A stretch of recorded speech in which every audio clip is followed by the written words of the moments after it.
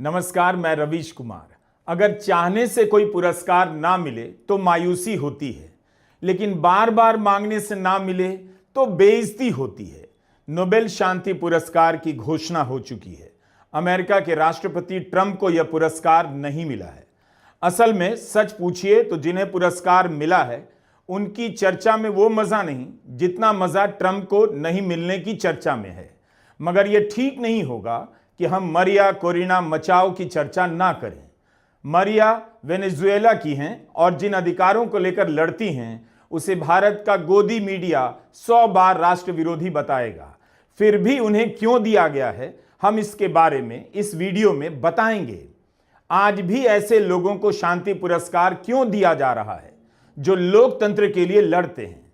आखिर लोकतंत्र को खत्म करने वाले नेताओं ने कम मेहनत तो नहीं की।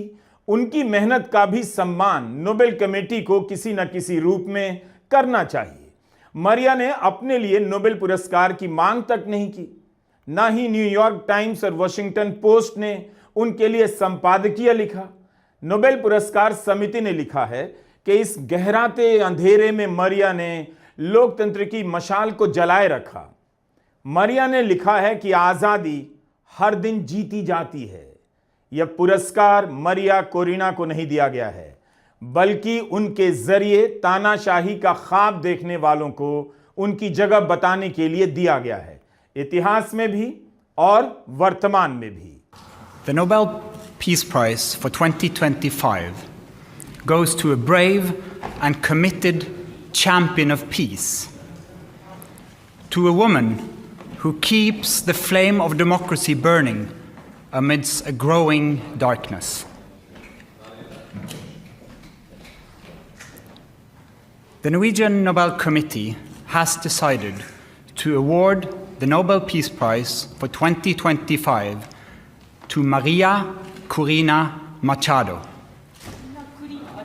She is receiving the Nobel Peace Prize for her tireless work promoting democratic rights for the people of Venezuela, and for her struggle to achieve a just and peaceful transition from dictatorship to democracy.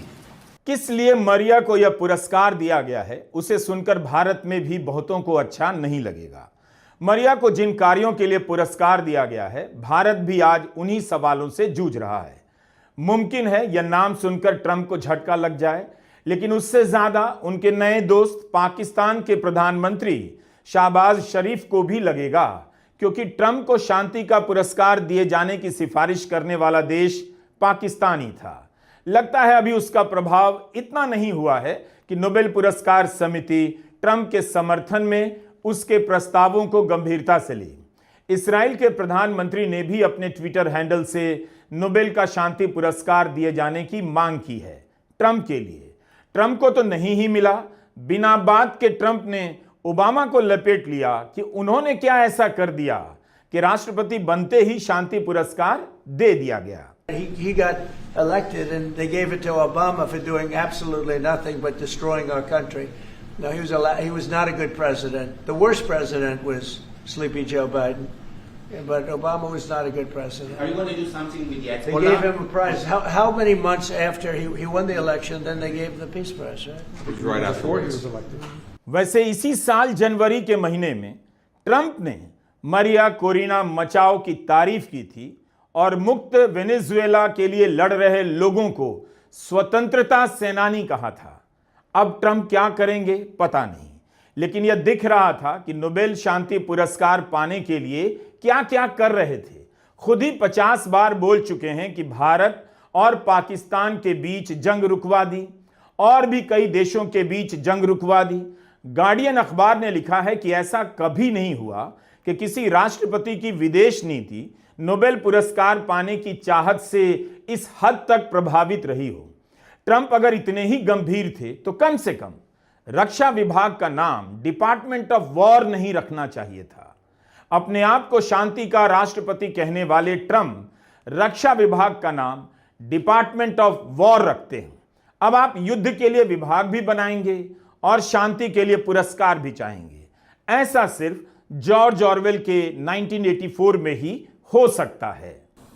It's too bad that I had to do these things instead of the United Nations doing them.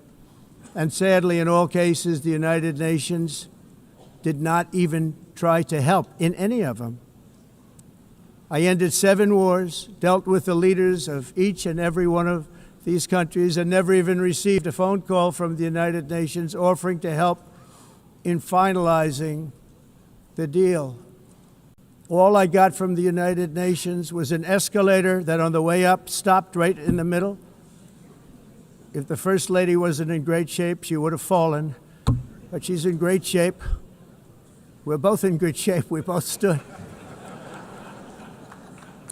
And then a teleprompter that didn't work. These are the 2 things I got from the United Nations, a bad escalator and a bad teleprompter. Nobel पुरस्कार को लेकर Norway भी tension में आ गया था। उसने भी किसी अनिष्ट की आशंका में तैयारी कर ली थी। ट्रंप का कुछ भी ठिकाना नहीं। पुरस्कार नहीं मिलने पर वे क्या क्या कर सकते हैं कोई नहीं जानता।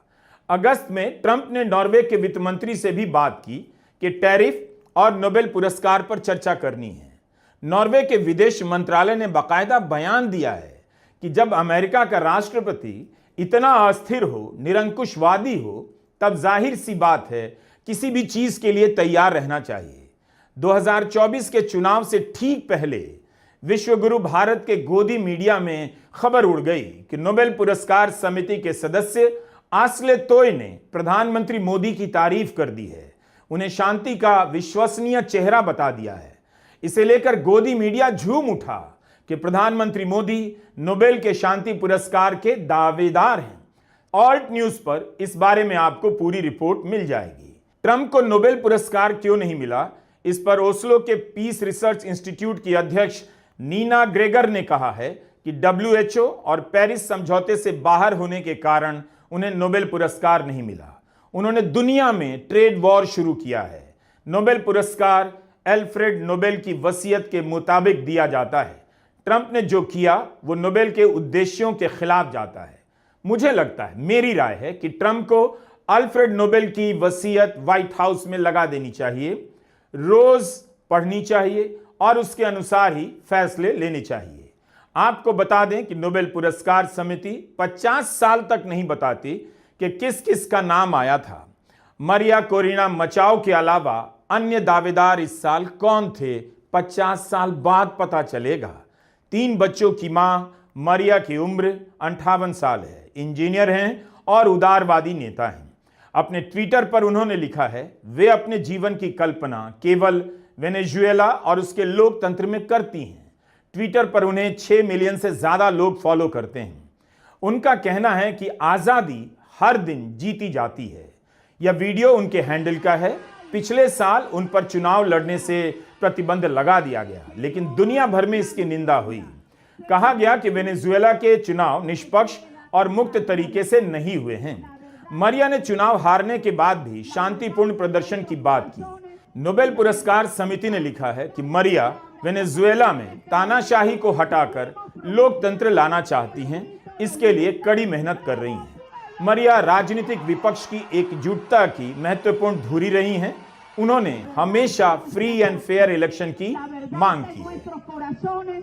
Y la verdad está en cada palabra que a partir de este momento seguimos pronunciando un solo grito de libertad del bravo pueblo de Venezuela. Maria Corina मचाओ विपक्ष की नेता हैं। वेनेजुएला में निकोलस मदुरो की तानाशाही हुकूमत 2013 से है। यह हुकूमत हर तरह से विपक्ष को कुचल रही है, मुकदमे में फंसा रही है विपक्षी नेताओं को और जेलों में डाल रही है।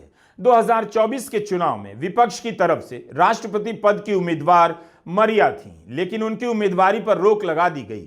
तब उन्होंने अलग पार्टी के उम्मीदवार का समर्थन कर दिया। मरिया 20 वर्षों से लोकतंत्र की लड़ाई लड़ते जा रही हैं। यह सब पढ़ते हुए लग सकता है कि भारत के बारे में कोई बोल रहा है, लेकिन नोबेल पुरस्कार समिति ने यह सब मरिया के बारे में बताते हुए लिखा है। ऐसा संभव है कि मरिया ने जिस तरह से चुनावों में धांधली को उजागर किया, आपको भारत के राहुल गांधी की याद आ सकती है। चुनावों में इतनी धांधली हुई कि मरिया ने लाखों कार्यकर्ताओं को चुनाव पर्यवेक्षक के रूप में ट्रेनिंग दी और उन्हें तैयार कर दिया। सरकार के भय को नकारते हुए लाखों पर्यवेक्षक वेनेजुएला के चुनावों पर नजर रखने लगे और बूथों पर पहरा देने लगे। सारी दुनिया को बताया कि यहां चुनावों में धांधली हुई है। चुनावों के सबूत मिटा दिए जाते उसके पहले ही चुनावी पर्यवेक्षकों ने बैलेट पेपर को सबूतों के तौर पर जमा कर लिया। इसी आधार पर मामला दुनिया भर में पहुंचा और लोग जान पाए कि वेनेजुएला में वोट चोरी हुई है। मरिया एक संगठन चलाती हैं जिसका नाम है सुमाते, जो लोकतांत्रिक मूल्यों के लिए काम करता है।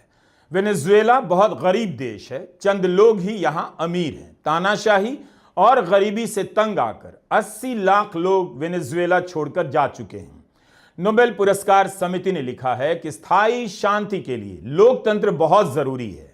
आज दुनिया में तानाशाही शासकों का दौर चल रहा है जो नियमों को कुचल रहे हैं और हिंसा का सहारा ले रहे हैं। हम देख रहे हैं कि दुनिया भर में ऐसा होता जा रहा है।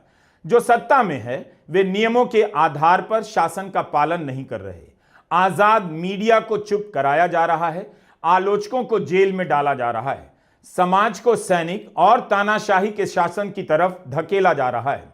2024 में पहले के वर्षों की तुलना में ज्यादा चुनाव हुए, लेकिन बहुत कम चुनाव ऐसे हुए जो फ्री और फेयर थे।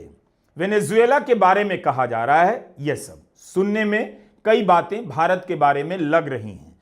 इसमें दोष नोबेल पुरस्कार समिति का नहीं है। समिति ने कहा है कि अपने लंबे इतिहास में उसी को सम्मानित किया गया है जिसने इस तरह के दमन का विरोध किया। मरिया मचाओ उनमें से एक है। जब सत्ता तानाशाही के कब्जे में आ जाए तब जरूरी होता है कि ऐसे साहसिक लोगों को सम्मानित किया जाए जो उठ खड़े होते हैं और विरोध करते हैं। लोकतंत्र उन्हीं लोगों पर निर्भर करता है जो चुप रहने से इनकार कर देते हैं। मरिया की जान को खतरा है, इसलिए वे पिछले साल अगस्त से भूमिगत हैं। आज सारी दुनिया उनके बारे में जान रही है और बात कर रही है। नमस्कार, मैं रवीश कुमार।